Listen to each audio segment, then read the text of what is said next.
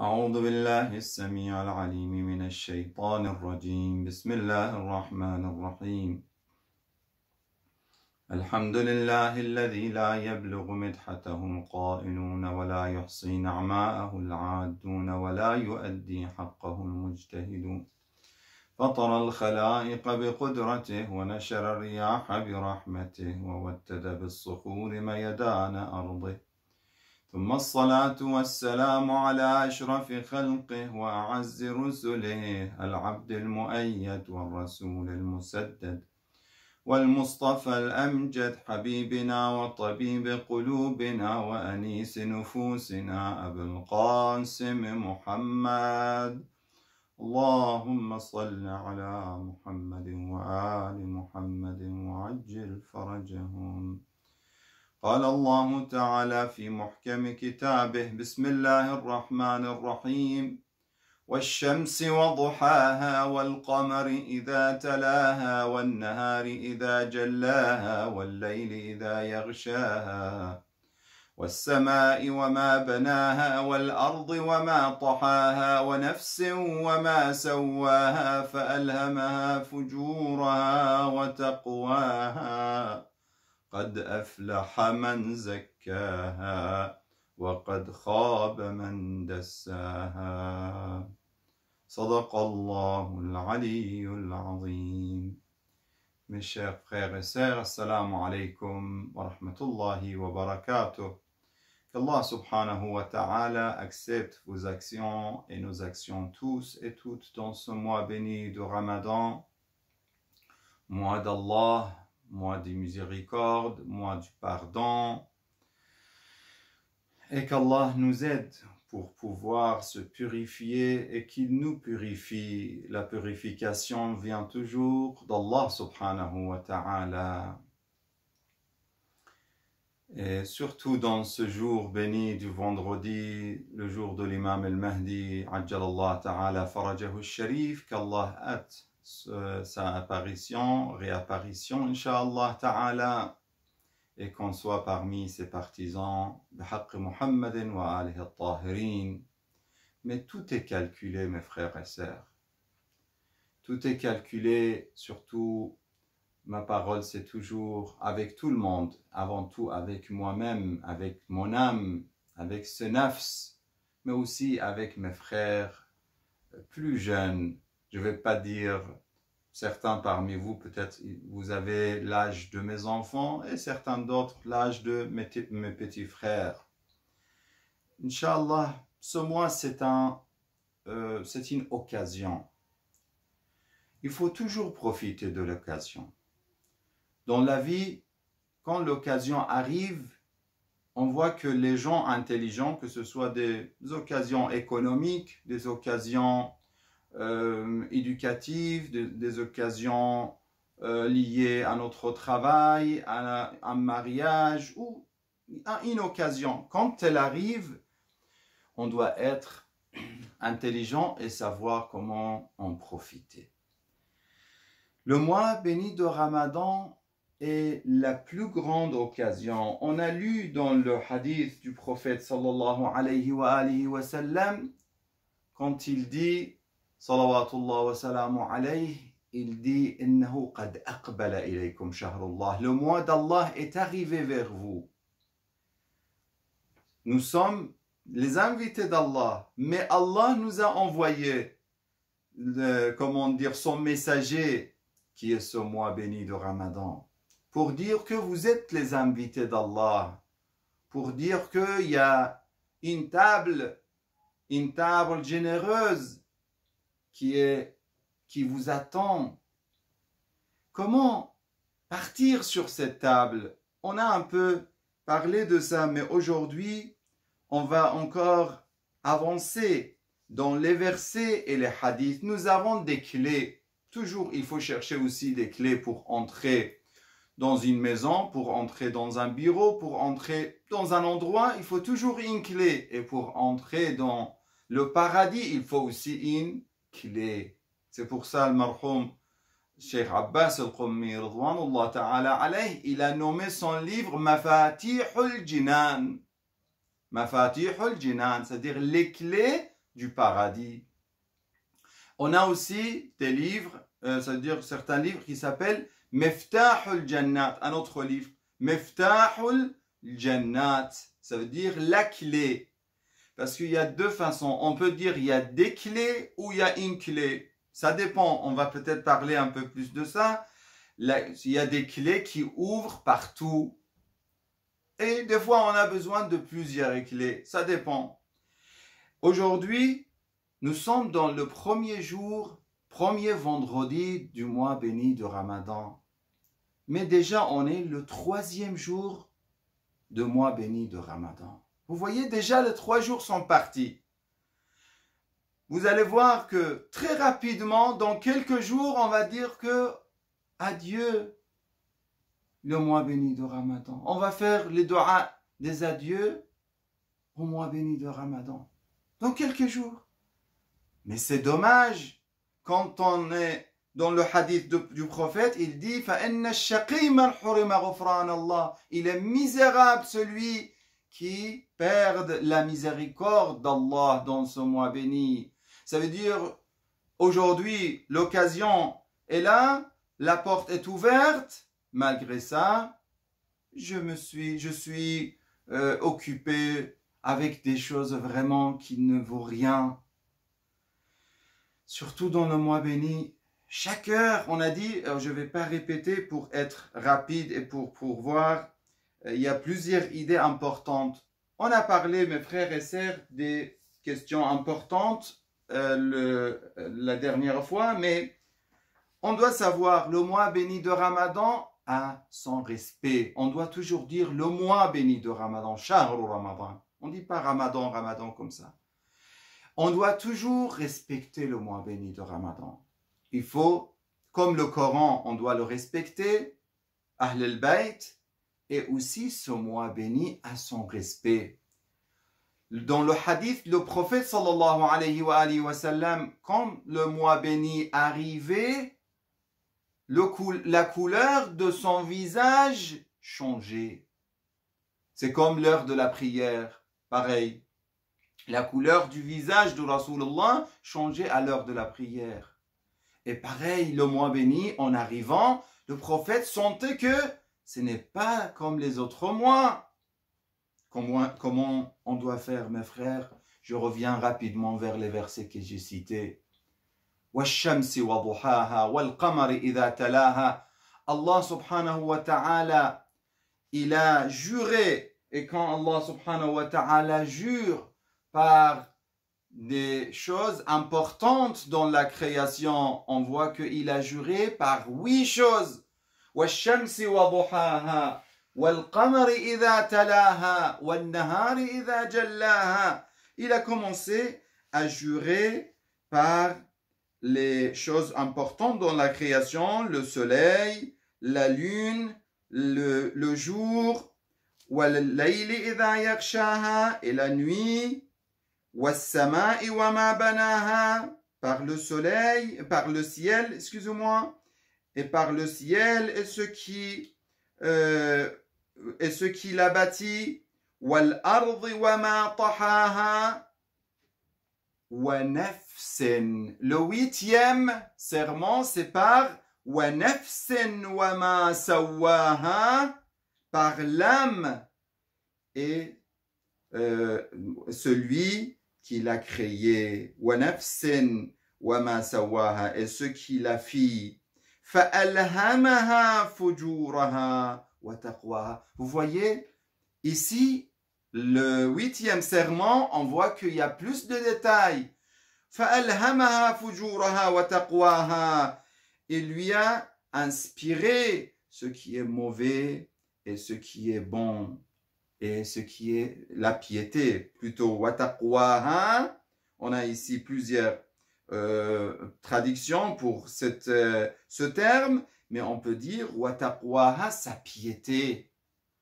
La piété qui est comment dire, le moyen qui amène la personne vers le paradis. Il n'y a pas d'autre moyen. Il n'y a pas d'autre moyen.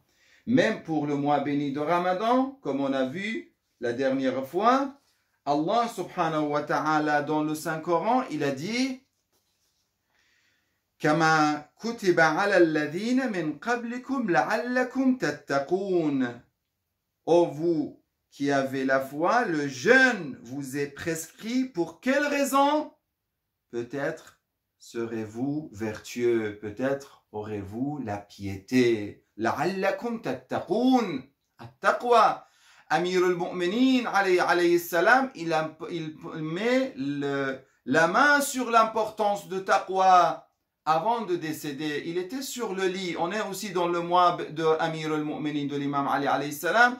Avant de décéder, il a dit à l'imam al-Hassan, l'imam al-Hussein, Innama hiya nafsi urawwaduha bit-taqwa. J'ai cette âme, cette nafs que j'ai fait, comment dire, je l'aide et je fais l'entraînement pour qu'elle soit capable à laisser le haram et faire le wajibat. C'est ça le taqwa, c'est ça la piété. Vous voyez ici dans la philosophie du mois béni de Ramadan, on a vu que Allah, dans le premier verset 183 de Surat al-Baqarah, il dit la'allakum, peut-être.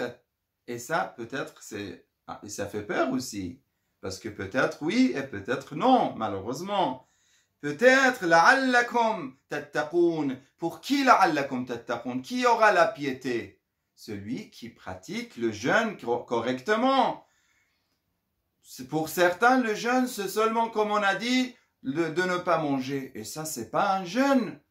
Un jour, Rasulullah sallallahu alayhi wa sallam a vu une dame qui a insulté sa servante. Il a dit à ses compagnons, ramenez-moi de nourriture. Ils ont ramené la nourriture. Le prophète a demandé à cette dame de manger. La dame a dit à Rasulallah, Ana sa'ima, je jeûne. Il a dit, mais ayna hadha min dhak? Où est ces actions, ces insultes, ce que vous faites ne correspond pas à ce que vous venez de faire. Vous insultez votre servante pour quelle raison? Le prophète sallallahu alayhi wa sallam, pour le mois béni de Ramadan, il insiste sur le akhlaq, le bon comportement dans le mois béni. Pas comme certains, ils disent, même hier, j'ai vu, après, ça arrive pour certains, ils disent que mais je jeûne, je suis fatigué, j'ai faim. Mais si j'ai faim, si je suis fatigué, dans le mois béni de Ramadan, j'ai soif. Je fais tout ça pour quelle raison? Pour se rapprocher d'Allah. Et je ne peux pas me rapprocher d'Allah. Je ne peux pas être parmi les élus d'Allah dans ce mois. Je ne peux pas être écrit et enregistré parmi les vrais jeûneurs si je n'applique pas le vrai jeûne. Après, oui, je suis fatigué, j'insulte.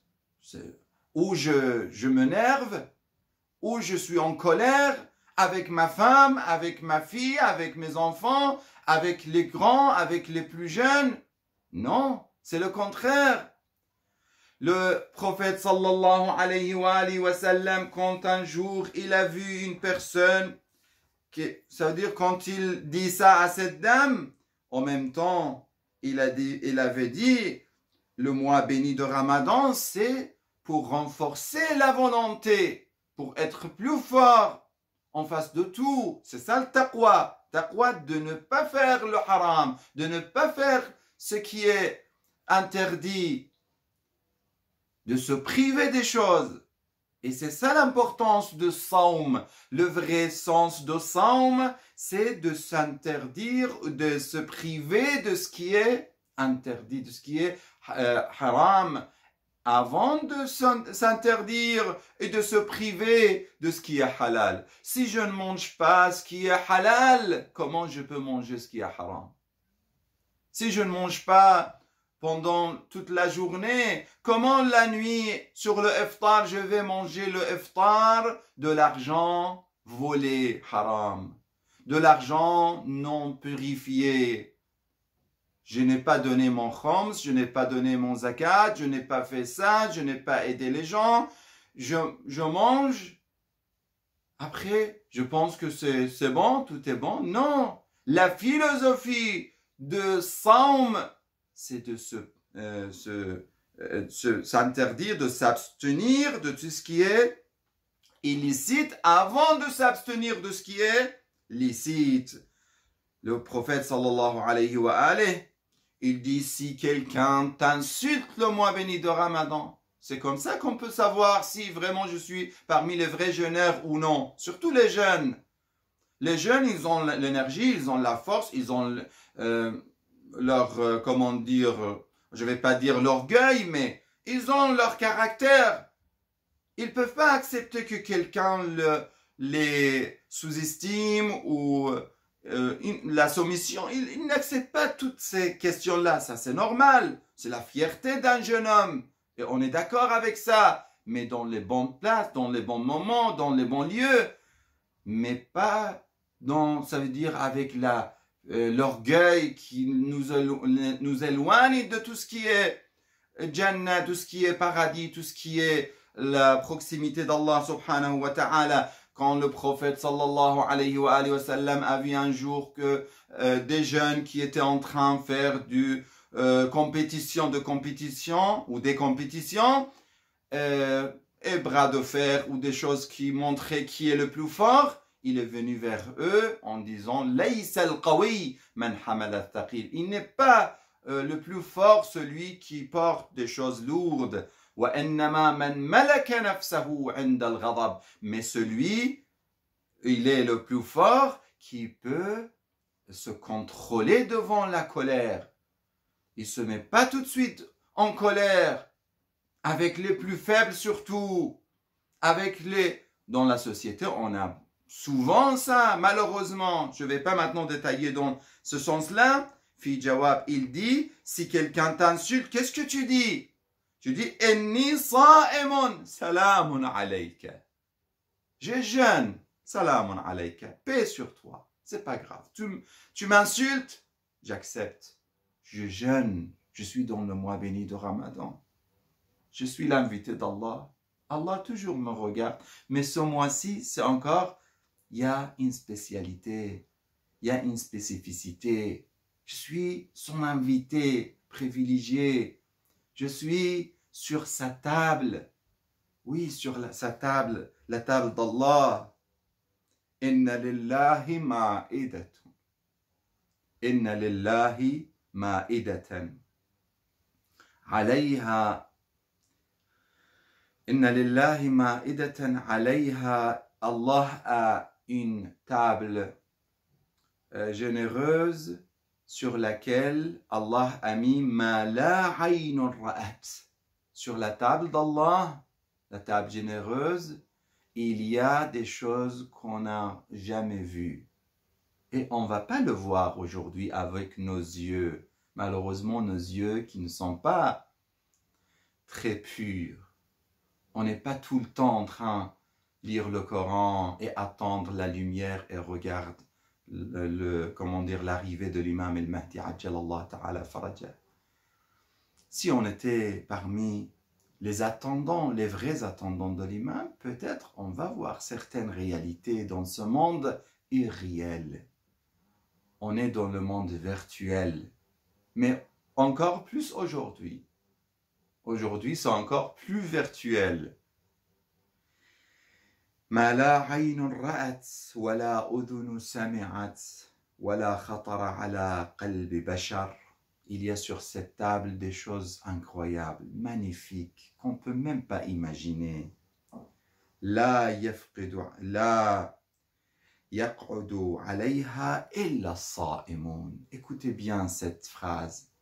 Il ne sera pas sur cette table sauf les jeûneurs. Mais ici, on parle de vrais jeûneurs. Attention. La yaq'udu 'alayha illa as-sa'imun. C'est l'occasion, comme on a déjà dit, c'est une occasion de se réconcilier avec Allah pendant la nuit, qiyamul layl, la namaz shab. Dans tous les mois, peut-être, on manquait la prière de nuit. Mais dans ce mois, on ne doit pas manquer la prière de nuit, surtout les jeunes. Inna Allah yuhibbu ibadat al-shabab. Allah aime l'adoration des jeunes.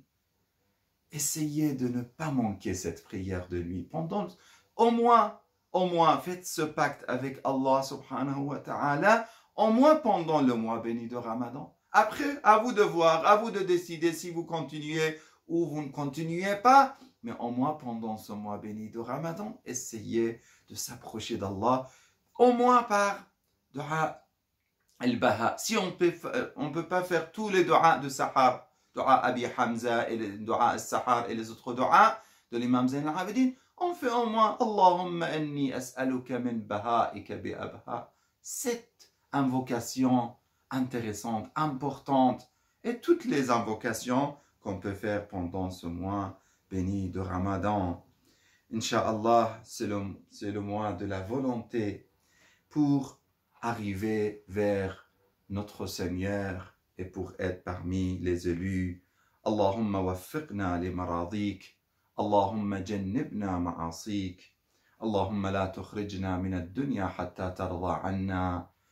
Inch'Allah, nous demandons à Allah, dans ce jour du vendredi, jour de l'imam al-Mahdi, de nous écrire parmi les partisans de l'imam al-Mahdi, les gens qui attendent l'imam al-Mahdi impatiemment.